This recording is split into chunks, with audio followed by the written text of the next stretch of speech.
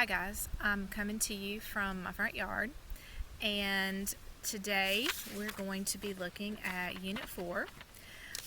In your textbooks, you can follow along. We're going to start with Alfred Lord Tennyson on page 928. You should see this in your text in Google Classroom. So, Lord Tennyson was, according to his father, strangely brought up. He was one of 12 children. He had a varied life and didn't become a major success until he would hit his 40s and 50s. And we're going to read 3 poems that he wrote. The question that goes along with these poems is, how do you live life to the fullest? And it says, often this phrase is used to describe adventurous people, athletes, or connoisseurs. In your opinion, how does someone live their lives to their fullest?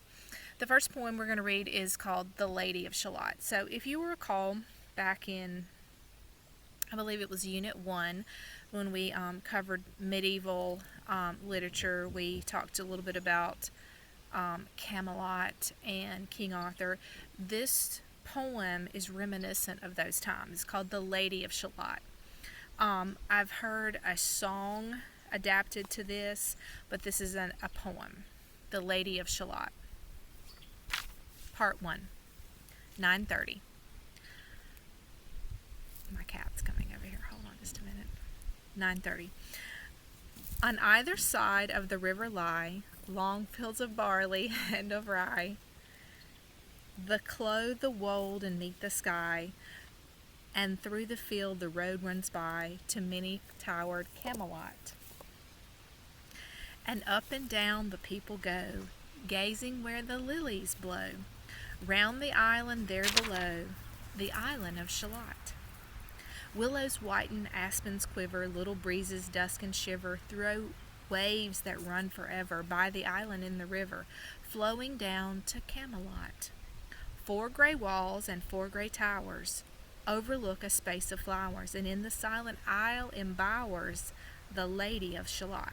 So I'm going to stop right here and give you the setup for this poem, which is there is someone embowered, which means she is encapsulated. She is in this tower that is on an island, and that island is called Shalott, and nearby is the kingdom of Camelot. We don't know why she's there, but we know she cannot leave.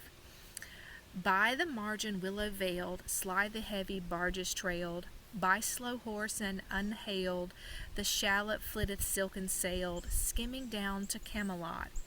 But who hath seen her wave her hand, or at the casement seen her stand, or is she known in all the land, the Lady of Shalott?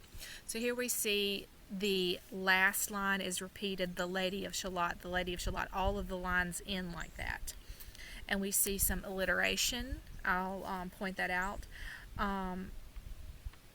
Skimming down to Camelot, but who has seen her wave her hand? And the casement is the window.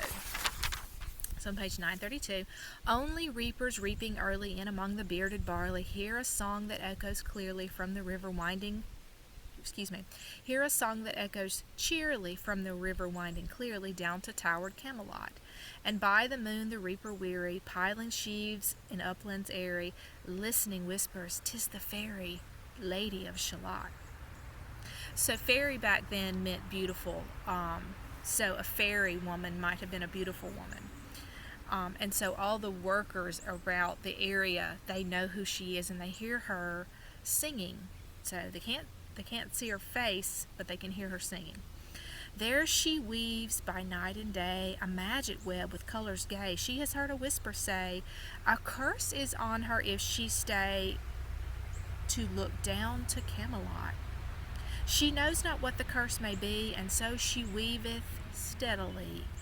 A little other care hath she, the Lady of Shalott. And moving through the mirror clear that hangs before her all the year, shadows of the world appear. There she sees the highway near, winding down to Camelot.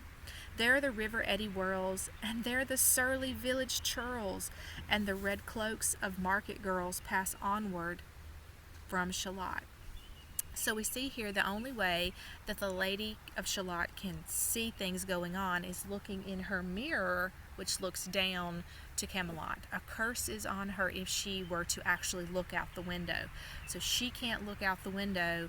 She can only see what's happening through the mirror. And so she sees all the things going by. She sees the ships passing by. She sees the people out there reaping. She sees the village churls. A village churl is someone who's a person that is a lower class member of the village. She sees those along with the wealthy people too. She sees it all from her window. Sometimes a troop of damsels glad, or an abbot on an ambling pad, sometimes a curly shepherd lad, or a long-haired page in crimson clad, goes by toward Camelot, and sometimes through the mirror blue the knights come riding two and two. She hath no loyal knight and true, the Lady of Shalott. So we see she's looking out. She sees these knights coming down the road, but she doesn't have a knight. She doesn't have a knight in shining armor of her own. But in her web she still delights to weave the mirror's magic sights. For often through the silent nights a funeral with plumes and lights and music went to Camelot. Or when the moon was overhead, came two young lovers, lately wed. I'm half sick of shadows, said the Lady of Shalott. So we see here in the last part of part 2, she's looking down, she sees these two young lovers. They're walking out after their wedding, and she says, I'm sick of this. I'm sick of looking at these shadows of things. I want to see the real thing. I want to participate. So right now she's very safe inside her tower. Nothing can harm her. The curse is not broken, but she's tired of it. She wants to be a part of the real world. Part 3. A bow shot from her bower's eaves, he rode between the barley sheaves. The sun came dazzling through the leaves, and flamed upon the brazen greaves of bold Sir Lancelot. A red cross knight forever kneeled to a lady in his shield, that sparkled on a yellow field beside remote Shalott. So we see that red cross knight means he's been to the Crusades, and he is good looking. The gemmy bridle glittered free, like to some branch of stars we see, hung in the golden galaxy. The bridle bells ring merrily as he rode down to Camelot. And from his blazoned bridle baldric slung, a mighty silver bugle hung, as he rode his armor rung beside remote Shalott. So she not only sees the sparkling in the mirror of his bridle and all the shiny things of his armor, she hears it jingling. So she sees it and hears it in her. She hears it with her ears, but she sees it in the mirror. All in the blue and clouded weather, thick jeweled shone the saddled leather, the helmet and the helmet feather burned like one burning flame together as he rode down to Camelot. As often through the purple night, below the starry clusters bright, some bearded meteor trailing light moves over still Shalott. So after this great knight walks by, she sees a meteor. His broad, clear brow in sunlight glowered. On burnished hooves his war horse trode. From underneath his helmet flowed his coal-black curls as on he rode. As he rode down to Camelot from the river, from the bank and from the river, he flashed into the crystal mirror. Tira-lira by the river, sang Sir Lancelot. She left the web, she left the loom, she made 3 paces through the room. She saw the water lily bloom. She saw the helmet and the plume. She looked down to Camelot. Out flew the web and floated wide. The mirror cracked from side to side. The curse has come upon me, cried the Lady of Shalott. So now she's done it. She has actually looked out the window. So once she looks out the window, curse. Part 4. In the stormy east wind straining, the pale yellow woods were waning, the broad stream in his banks complaining, heavily the low sky raining over towered Camelot. Down she came and found a boat beneath a willow left afloat, and round about the prow she wrote, the Lady of Shalott. So why does she write her name on this boat? There's going to be a reason. And down the river's dim expanse, like some bold seer in a trance, seeing all his own mischance, with glassy countenance did she look to Camelot. And at the closing of the day she loosed the chain, and down she lay. The broad stream bore her far away, the Lady of Shalott. So basically what she does, she sees this boat, she writes her name on the prow, she gets into it, she lies down, puts her arms out wide, and the day is closing, which means it's the end of the day, which I guess is that symbolism, which is her end of her days. Lying robed in snowy white, the loosely flew to left and right. The leaves upon her falling light, through the noises of the night she floated down to Camelot. Through the noises of the night she floated down to Camelot, and as the boat head wound along the willowy hills and fields among, they heard her singing her last song, the Lady of Shalott. Heard a carol mournful, holy, chanted loudly, till her blood was frozen slowly, and her eyes were dark and holy, turned toward Camelot. For ere she reached upon the tide, the first house by the waterside, singing her last song, she died, the Lady of Shalott. So she's dead at this point. Under the tower and balcony, by garden wall and gallery, a gleaming shape she floated by, dead pale between the houses high, silent into Camelot. Out upon the wharves they came, knight and burgher, lord and dame, and round the prow they read her name, the Lady of Shalott.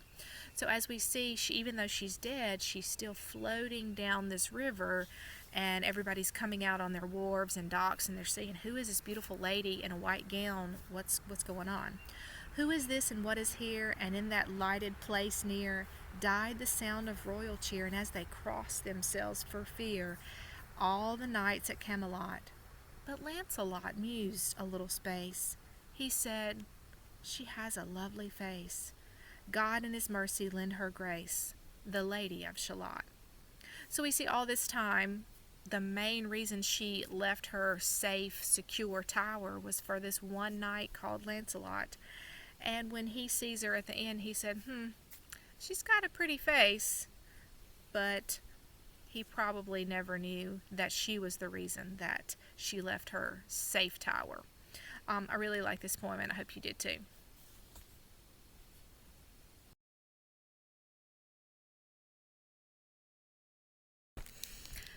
Good afternoon. The second poem that we're going to talk about today is another Alfred Lord Tennyson, and it is called In Memoriam. And whenever I do this poem, I always like to share a little bit about my first cousin, Wyatt Dearman, who died July 21st, I believe, 2014.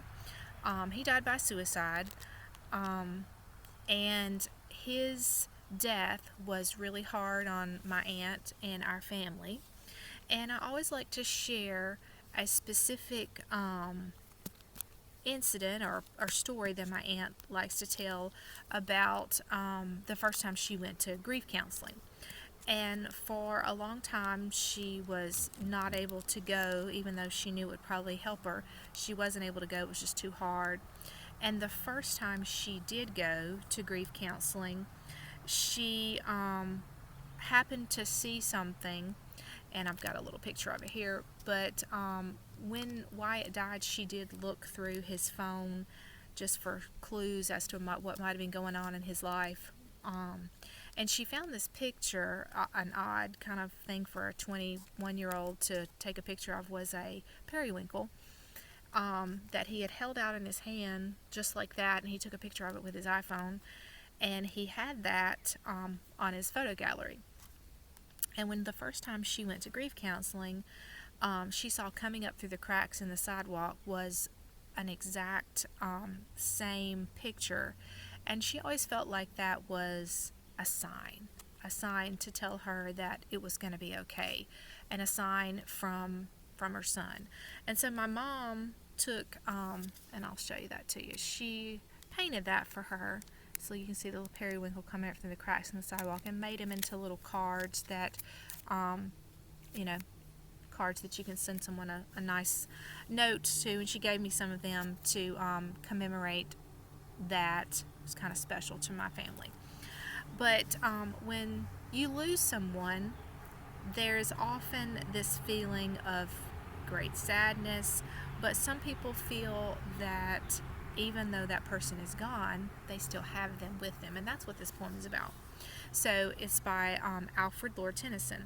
So when Tennyson was about in his early 20s, he had a really good friend that was about to be his brother-in-law, was going to marry his sister, and that friend died at age 22, which was extremely hard on Alfred, and he took it badly. And so over the next many years, I think it took him about 20 years to completely finish writing this memorial poem to his friend.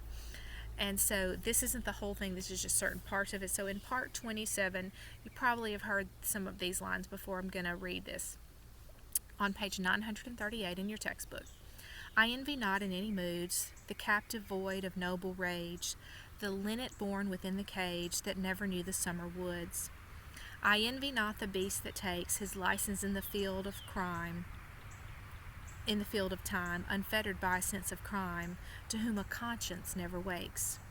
Nor what may count itself as blessed, the heart that never plighted troth, but stagnates in the weeds of sloth, nor any want-begotten rest. I hold it true, whate'er befall, I feel it when I sorrow most. 'Tis better to have loved and lost, than never to have loved at all. So in the first part of that section, he says, I don't envy the bird in the cage, the linnet. That's what the linnet is. A linnet is a bird that never knew. I don't envy them, because even though that cage is safe, you're still in a cage. And I don't envy the beast in the field that kills without any conscience. He says, I don't envy the beast of the field. I don't envy someone who says they've never loved. I don't envy that person. And we see in lines 13, he says, I hold it true whatever befall, I feel it when I sorrow most. 'Tis better to have loved and lost. So he said, it's better that I have had this love and had lost it than never to have had it. And that we hold that to be something a lot of us feel, that it's better to have had those experiences and lose someone than to never have had the experiences. Part 54. Oh, yet we trust that somehow good will be the final goal of ill, to pangs of nature, sins of will, defects of doubt, and taints of blood, that nothing walks with aimless feet, that not one life shall be destroyed or cast as rubbish to the void when God had made the pile complete, that not a worm is cloven in vain, that not a moth with vain desire is shriveled in a fruitless fire, or but subserves another's gain.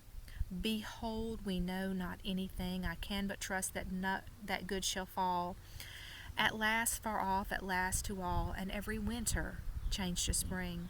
So one's my dream, but what am I? An infant crying in the night, an infant crying for the light, and with no language but a cry. So to go back, on part 54, he says, we trust that somehow good will be the final goal of ill.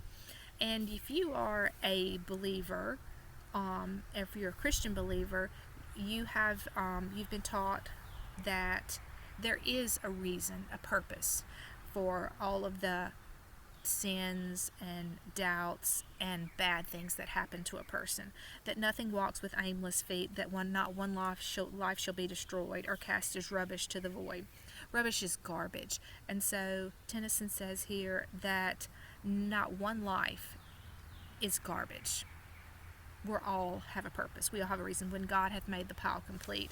And on part 25, that not a worm is cloven in vain, that not a moth which vain desire shriveled in a fruitless fire subserves another's gain. That if you're digging for worms, that not even a worm that's cut in two God doesn't know about, and that not even a moth that goes to the flame, or moths are hitting the lights at your house at night, that doesn't happen, but that God doesn't know about it. It says, behold, we know not anything, I can but trust that good shall fall, at last far off, at last to all, and every winter change to spring. So that's symbolism again, that no matter what bad things happen, we have to trust that all of the good something good will come out of it. And even though we're going through bad times now, that winter will change to spring. That's a symbol for that, even though we don't know the reasons, that we'll know eventually. in the Baptist church, there's a song that we'll understand it better by and by. That's kind of like this poem that we don't understand, but we will. So runs my dream, but what am I? An infant crying in the night, an infant crying for the light. That as humans, we don't have any other language to express our sorrows except for crying, and that's all we have. So in part 130, we're in the last part. Thy voice is on the rolling air. I hear thee where the waters run. Thou standest in the rising sun, and in the setting thou art fair. What art thou then? I cannot guess, but though I seem in star and flower to feel thee some diffusive power, I do not therefore love thee less. My love involves the love before, my love is vaster passion now, though mixed with God and nature thou, I seem to love thee more and more. Far off thou art, but ever nigh. I have thee still and I rejoice, I prosper circled with thy voice, I shall not lose thee, though I die. So this again comes back to the signs that we talked about at the beginning of this poem. Thy voice is on the rolling air. This person says that I don't go outside where I don't feel your voice, or I don't walk outside where I don't see you, my friend, in the setting sun, or in the rising sun. Where are you? I cannot guess, he says, but I see you in star and in flower. To feel some diffusive power, I do not love thee less. So even though that person is no longer with you in their bodily presence, he still loves that person. And of course, we can take this into our own lives. We still love those loved ones that have passed. We still love them probably even more now than when they were here. My love involves the love before, my love is vaster passion now. Though mixed with God and nature thou, I seem to love thee more and more. Far off thou art, but ever nigh. So we have that feeling again that even though that person's bodily presence isn't with us, they are close to us through the signs and through nature. They're still with us. I shall not lose thee, though I die. And that's the last line of that poem. We're going to go ahead and, while it's on the very next page, read the next poem by Lord Tennyson. Again, great poet, has some really powerful poems that have great messages to them. Some of my very favorites, but this one is called Crossing the Bar by ALFRED Lord Tennyson. Sunset and evening star, and one clear call for me, and may there be no mooning of the bar when I put out to sea. But such a tide as moving seems asleep, too full for sound and foam, when that which drew from out the boundless deep turns again home. Twilight and evening bell, and after that, the dark. And may there be no sadness of farewell when I embark. For though from out our bourne of time and place the flood may bear me far, I hope to see my pilot face to face when I have crossed the bar. So again, what is all this about? Well, sunset and evening star. Again, there's some symbolism, and usually when you see the sunset and the evening star, you're talking about what time in someone's life? You're talking about the end of their life. And one clear call for me. So he's being called. This person's being called, and it's at the sunset of their life. And may there be no moaning of the bar when I put out to sea. And it says in the side notes, the moaning of the bar is the sound the ocean waves pounding against the sandbar at the mouth of the harbor. So the metaphor is that when you put out to sea, you're actually going into that boundless unknown, which is when you're dying. But such as the tide is moving, sound seems asleep, too full for sound and foam, without from which out the boundless deep turns again home. So instead of coming into the harbor, he's saying that out in that boundless deep, he's actually returning home.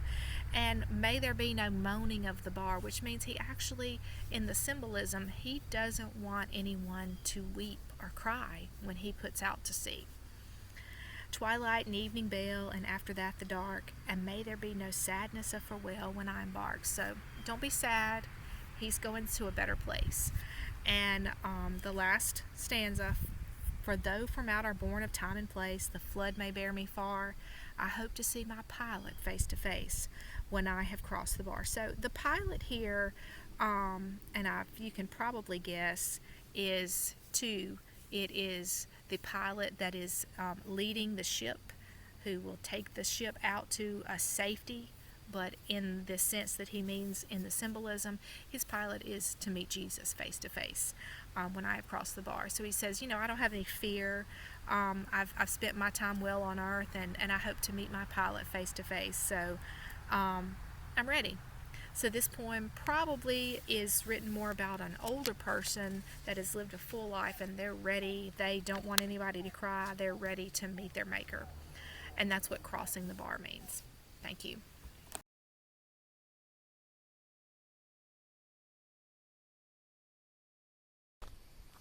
We're going to talk just for a minute today about Charles Dickens and Great Expectations.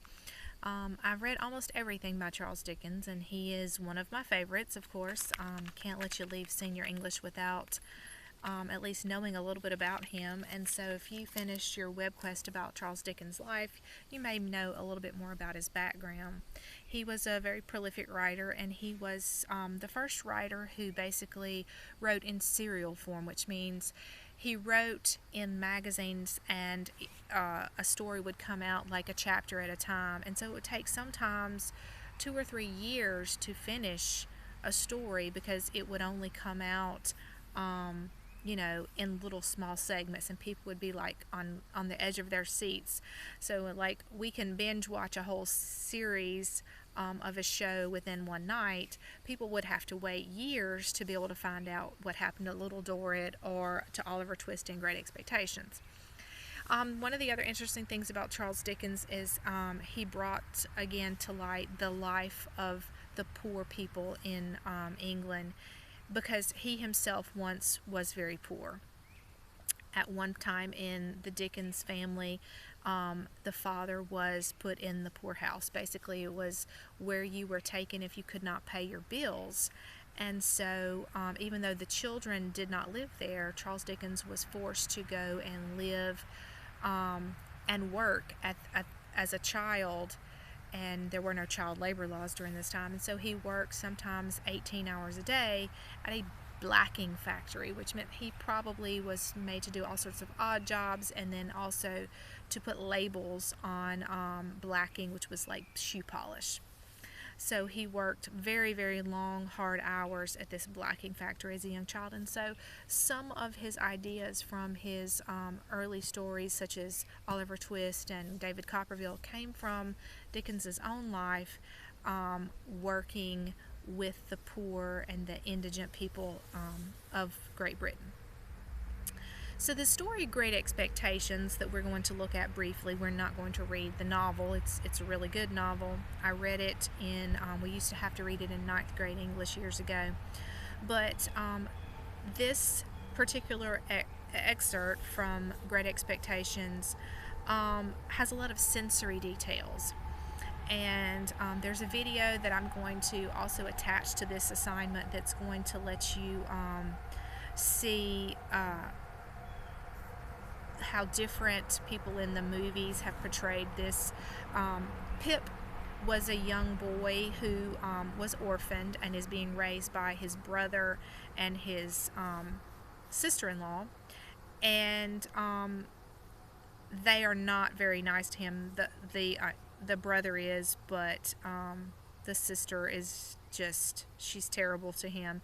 And so he gets an invitation from a very wealthy lady to come to her house and to entertain her young ward, Estella.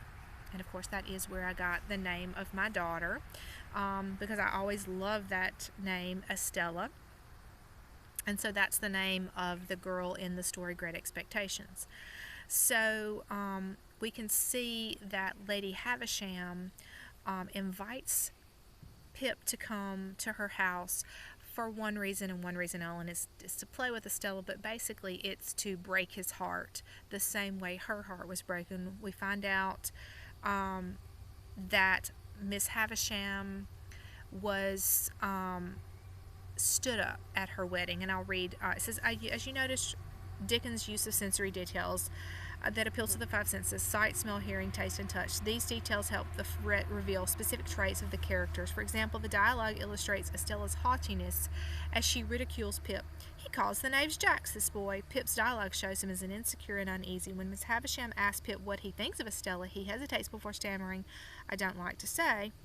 Details describe Miss Havisham's appearance, paint her as strange and corpse-like, sitting in a withered bride's dress that looks like grave clothes. Miss Havisham was stood up at her wedding like 40 years ago, and she's never taken off the dress. Don't ask how that is, but she's never taken off the dress, and basically she's been wearing it for a really long time, and it's just in tatters and shreds. Even though she's wealthy enough she could buy wardrobes and wardrobes of clothes, she's never taken off this wedding dress. And in essence, everything from the wedding party, the wedding day, has not been touched. Everything has been made to be left the same. Miss Havisham beckoned Estella to come close and took up a jewel from the table and tried its effect upon the fair young bosom and again her pretty brown hair. "Your own one day, my dear, and you'll use it well. Let me see you play cards with this boy." "With this boy? Why, he's a common labouring boy." I thought I overheard Miss Havisham answer, only it seemed so unlikely. "Well, you can break his heart." "What do you play, boy?" asked Estella of myself, with great disdain. "Nothing but beggar my neighbour, miss." "Beggar him," said Miss Havisham to Estella. So we sat down to cards. It was then that I began to understand that everything in the room had stopped like a watch, and the clock is at a long time ago. I noticed that Miss Havisham put down the jewel exactly in the spot from which she had taken it up. As Estella dealt the cards, I glanced at the dressing table again and saw the shoe upon it, once white, now yellow, had never been worn. I glanced down at the foot from which the shoe was absent, and saw that the silk stockings on it, at once white, now yellow, had been trodden ragged. Without this arrest of everything, this standing still of the pale, decayed objects, not even the withered bridal dress and the collapsed form could have looked so like grave clothes, or the long veil so like a shroud. So she sat corpse-like as we played cards, frilling and trimming on her bridal dress, looking like an earthly paper. I knew nothing of the discoveries that are occasionally made of bodies buried in ancient times, which fall to powder in the moment distinctly being seen, but I have often thought since she must have looked as if the admission of natural light of day would have struck her to dust. "He calls the knaves jacks, this boy," said Estella with disdain before our first game was out. "And what coarse hands he has, and what thick boots." I never thought of being ashamed of my hands before, but I began to consider them very indifferent pair. Her contempt for me was so strong that it became infectious, and I caught it. She won the game, and I dealt. I misdealt. It was only natural. When I knew she was lying in wait for me to do wrong, she denounced me for a stupid, clumsy, labouring boy. "You say nothing of her," remarked Miss Havisham to me when she looked on. "She may say many hard things of you, but you say nothing of her. What do you think of her?" "I don't like to say," I stammered. "Tell me in my ear," said Miss Havisham, bending down. "I think she's very proud," I replied in a whisper. "Anything else?" "I think she's very pretty." "Anything else?" "I think she's very insulting." She was looking at me then with a look of supreme aversion. "Anything else?" "I think I should like to go home." So we see poor Pip. He feels very out of place. And the line that strikes me the most out of that is that her disdain of him became so, her contempt for him was so strong, it became infectious, and I caught it. So we see Pip, who comes from a very poor family. He didn't know his hands were coarse or dirty or calloused or not clean and manicured like Estella's were. And he didn't know his boots were thick and of a coarse and cheap nature. But all of a sudden she points out how common and how coarse they are.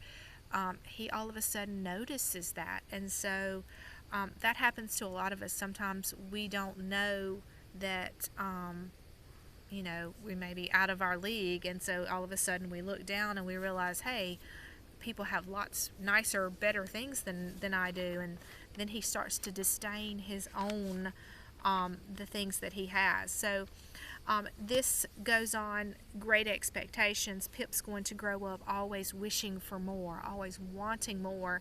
And it pretty much starts right here in this room with Miss Havisham.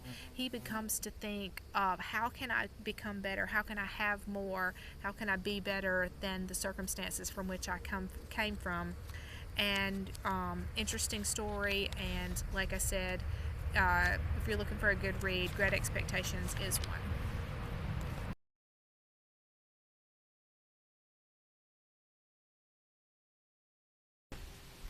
So we're on page 949, Porphyria's Lover. The rain set in early tonight. The sullen wind was soon awake. It tore the elm tops down for spite. It did its worst to vex the lake. I listened with heart fit to break. When glided in Porphyria straight, she shut the cold out and the storm, and kneeled and made the cheerless grate blaze up, and all the cottage warm. Which done, she rose, and from her form withdrew the dripping cloak and shawl, and laid her soiled gloves by, untied, her hat, and let the damp hair fall. And last she sat down by my side, and called me. When no voice replied, she put my arm about her waist, and made her smooth white shoulder bare, and all her yellow hair displaced. So let's start and talk about the first part of that poem. So we have the mood is set at the very first two lines. It is the rain set in early that night, and the wind was howling and roaring. And we see that it vexed the lake. So they're beside a lake, and the wind is blowing. And I listened with a heart fit to break. So we see he's listening for her to come in, and evidently he's sitting alone in the dark with no fire, which is a little unusual, because if it's cold, why don't you light your own fire? And so she comes in out of the cold and dark, and she makes the fire. And we see that she took off her wet clothes and her shawl and laid her soiled gloves, so she's been somewhere, she's gotten her gloves dirty, and let her damp hair fall down. And she sits down by this guy, and she says something to him, but he doesn't speak back to her. He doesn't answer her. It's not a good sign. She put her arm about his waist, and she made her smooth white shoulders bare. So she shows him a little skin and pulls her hair down all around, and sort of kind of a seductive move on her part. And I'm on page 950 now. And stooping made my cheek lie there, and spread o'er all her yellow hair, murmuring how she loved me. She too weak for all her heart's endeavor to set its struggling passion free from pride and vainer ties dissever, and give herself to me forever. But passion sometimes would prevail, nor could tonight's gay feast restrain a sudden thought of one so pale, for love of her, and all in vain. So she was come through wind and rain, but sure I looked up at her eyes, happy and proud. At last I knew Porphyria worshipped me. Surprise made my heart swell, and still it grew while I debated what to do. That moment she was mine, fair, perfectly pure and good, and I found a thing to do. And all her hair in one young yellow string I wound 3 times her little throat around, and strangled her. No pain felt she, I'm quite sure she felt no pain. As a shut bud that holds a bee, I warily opened her lids again. I laughed the blue eyes without a strain, and untied the neck's tress about her neck. Her cheek once more blushed bright beneath my burning kiss. I propped her head up as before, only this time my shoulder bore her head, which droops upon it still. The smiling, rosy little head, so glad has turned its utmost will, that all its scorn at once is fled, and I its love, and gained instead. Porphyria's love, she guessed not how. Her darling one wish would be heard, and thus we sit together now. And all night long we have not stirred, and yet God has not said a word. Okay, this is a very, very strange poem. So we see from the first page where she sort of tries to seduce him. She sits by him, and he sits thinking, what can he do? What can he do? He loves her. He really loves her, but she's been out somewhere. We don't know where she's been. How can he keep her forever? I know what to do. He kills her. That's exactly what he does. And how does he kill her? Her long, beautiful blonde hair. He wounds it 3 times around her neck. It says, on line 37, a thing to do, and all her hair in one long string I wound 3 times around her little throat and strangled her. So, is this person, are they committing manslaughter? Was this just like a jealous rage he flew into, or did he plan this out? I always have a little exercise when we do this with my other classes where we debate this out, where I let one side of the class say manslaughter and the other side have to debate it out whether they think it's premeditated. And the court of law has different punishments for whether or not it is premeditated murder versus manslaughter. And of course, the premeditated murder is the more serious crime. But for what you premeditated, whatever, the guy is crazy, I think. And the reason I say he's kind of crazy is the clues that are given to us. One clue is in line 42. I'm quite sure she felt no pain as a shut bud that holds a bee. And he opens her lids again at that point. And so he says she doesn't feel any pain, and I kind of would disagree there. She just got strangled. Of course, she's dead now. She probably doesn't feel pain at that point, but Kevin's my cat. But he killed her. And one of the other clues that I found really interesting was at the very end. He says, all night we have not stirred, and yet God has not said a word. So therefore, in the last line of the poem, we see he does not have any conscience about what he's done. He basically, there is no little thought in his head that, hey, maybe I've done a bad thing.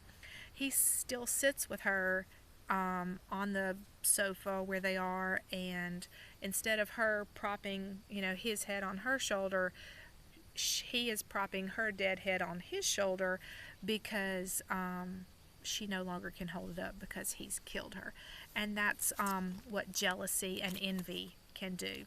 And you have to decide whether you think he planned it out from the very beginning, or it was a jealous rage that he flew into when she comes in and her gloves are dirty, and maybe he's angry with her for where she's been. You have to decide that.